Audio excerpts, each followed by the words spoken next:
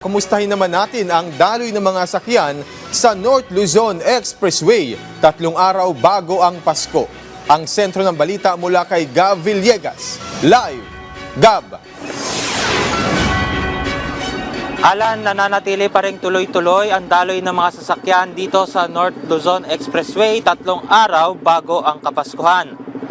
Ayon kay Robin Ignacio, tagapagsalita ng NLEX Corporation, inaasahang tataas na 10% o nasa 370,000 ang volume ng mga sasakyang dadaan sa NLEX kada araw dahil sa inaasahang dagsa ng mga magsisipag-uwian patungong norte.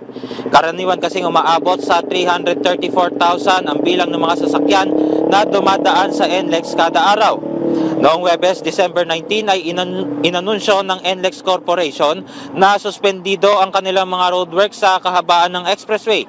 Nasa 70% na rin ng mga sasakyan na bumabaybay sa NLEX ang mayroon ng RFID. May paalala rin ng NLEX sa mga motorista na panatilihing may sapat na load ang kanilang mga RFID upang maiwasan ng anumang abala at parating i-check ang kondisyon ng kanilang mga sasakyan bago bumiyahe patungo sa kanilang mga destinasyon.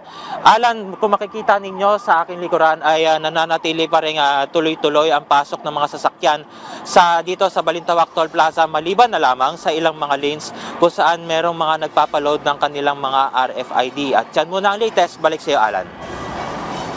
Maraming salamat, Gab Villegas.